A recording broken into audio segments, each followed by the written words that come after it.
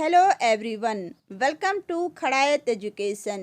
बच्चों, आज की वीडियो में हम पढ़ेंगे क्लास 10th हिंदी क्षितिज काव्य खंड के अंतर्गत पाठ 8 कन्यादान। इस कविता को लिखा है कवि ऋतुराज ने। ऋतुराज का जीवन परिचय और साहित्यिक परिचय को हम प्रीवियस की वीडियो में डिटेल पूर्वक पढ़ा चुके हैं।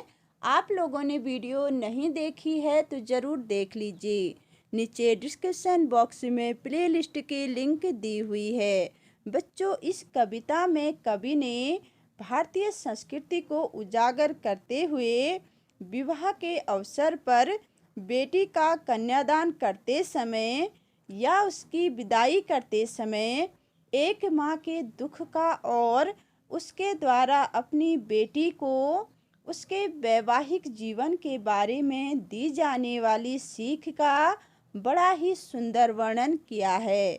तो आइए शुरू करते हैं। कन्यादान कविता। कितना प्रामाणिक था उसका दुख लड़की को दान में देते वक्त, जैसे वही उसकी अंतिम पूंजी हो। कवि कहते हैं कि लड़की के विवाह के अवसर पर बेटी का कन्यादान करते समय या उसकी विदाई करते समय एक माँ का दुख कितना वास्तविक और करुणादायक होता है, जब वह अपने बचपन से लाड़ प्यार से पाली हुई बेटी को किसी को दान में दे देती है। दरअसल बेटी ही माँ के सबसे निकट होती है और उसके सुख दुख में उसकी सच्ची सहेली होती है। अब जब वही उससे दूर जा रही है तो माँ को ऐसा लग रहा है मानो वह अपने जीवन की सबसे अनमोल और आखिरी पूंजी को दान में करने जा रही है। लड़की अभी सयानी नहीं थी, अभी इतनी भोली सरल थी कि उसे सुख का आभास होता था, लेकिन दुख बाँचना नहीं आता था। कवि आगे कहते हैं कि माँ की दृष्टि में लड़की अभी समझदार अर्थात परिपक्व नहीं हुई थी। वह इतनी भोली और सरल थी कि उसे सुखों का आभास तो हो जाता था, लेकिन दुख बांटना या उन्हें सहन करना नहीं आता था। पाठिका थी वह धुंधले प्रकाश की, कुछ तुकों और लयबद्ध पंक्तियों की। वह कम रोशनी में पढ़ने वाली पाठिका अर्थात विद्यार्थी के समान थी। जिस प्रकार धुंधले प्रकाश में किताबों के ऊपर लिखे हुए अक्षर साफ या स्पष्ट पढ़े नहीं जाते हैं, सिर्फ अंदाज़ा लगाकर उसे पढ़ने की कोशिश की जाती है, ठीक उसी प्रकार उस लड़की के सामने भी अभी काल्पनिक सुखों की एक धुंधली सी तस्वीर थी। उसे लगता था कि विवाह केवल सजने संवरने, अच्छे आभूषण पहनने और सुंदर वस्त्रों को धारण करने के लिए होता है। उसके लिए तो विवाह सुंदर कविता की मोहक तुकबंदियाँ और नए लयबद्ध पंक्तियों की सरलता के समान आनंद प्रदान करने वाला था, क्योंकि उसे व्यवहारिक जीवन का बिल्कुल भी ज्ञान नहीं था। ससुराल में आने वाली जिम्मेदारियां, कठिन परिस्थितियां व संघर्षों के बारे में उसको अभी कुछ भी अंदाज़ा नहीं था। यानी उसके पास जो भी जानकारी थी वह आधी अधूरी व अस्पष्ट थी। तो बच्चों, अब देखते हैं इन पंक्तियों की व्याख्या। कवि ने कन्यादान करते वक्त माता के दुख का बड़े ही सुंदर तरीके से वर्णन किया है। कवि कहते हैं कि लड़के के विवाह के अवसर पर बेटी का कन्यादान करते वक्त या उसकी विदाई करते वक्त एक माँ का दुख कितना वास्तविक व करुणादायक होता है, जब वह अपनी बचपन से लाड़ प्यार से पाली हुई बेटी को एक पल में किसी को सौंप देती है। दरअसल बेटी ही माँ के सबसे निकट होती है और उसके जीवन के सुख दुख में उसकी सच्ची सहेली होती है।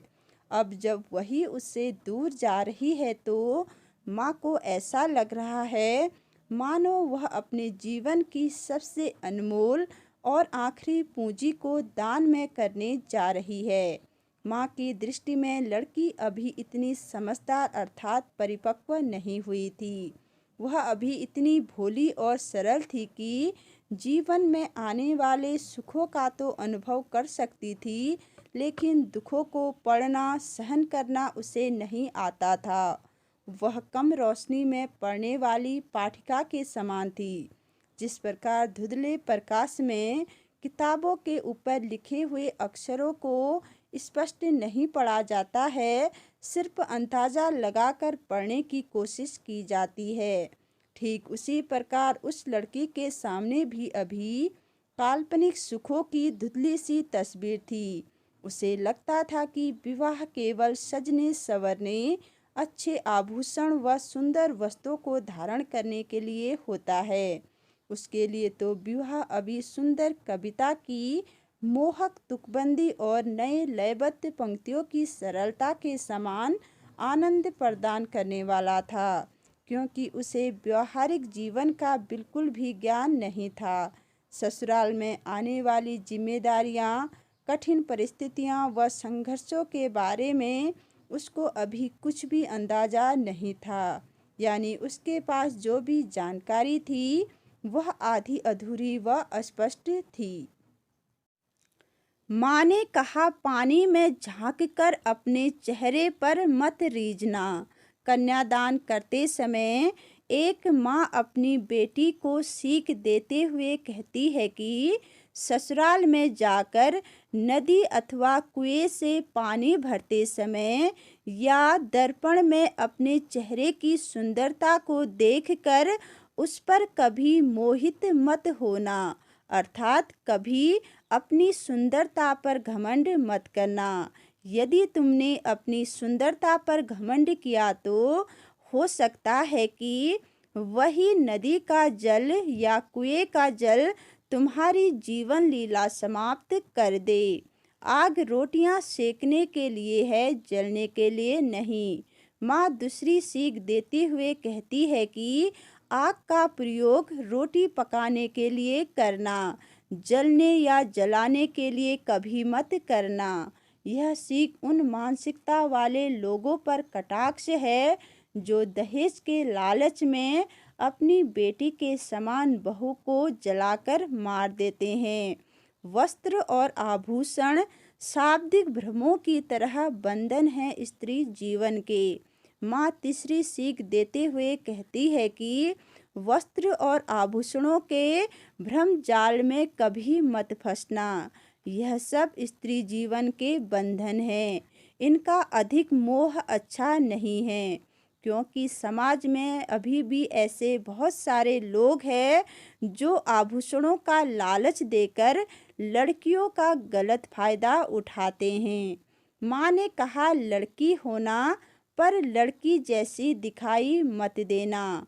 माँ अगली सीख देते हुए कहती है कि लड़की होने में कोई बुराई नहीं है, पर लड़की जैसी कमजोर और असहाय मत दिखाई देना, क्योंकि समाज में कमजोर लड़कियों का ही शोषण किया जाता है। जरूरत पड़ने पर कोमलता और लज्जा को त्याग कर अत्याचार के प्रति आवाज उठाना, अत्याचार के प्रति चुप्पी कभी मत साधना। बच्चों, अब पढ़ते हैं इन पंक्तियों की व्याख्या।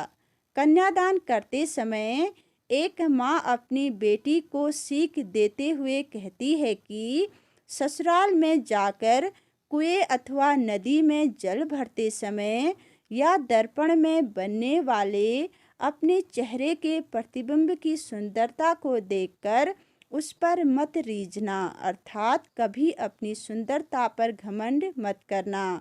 यदि तुमने उस पर घमंड किया तो हो सकता है कि वह तालाब अथवा कुएं का जल ही तुम्हारी जीवन की लीला समाप्त कर दे। माँ दूसरी सीख देते हुए कहती है कि आग का उपयोग खाना बनाने के लिए होता है, इसका उपयोग जलने जलाने के लिए मत करना।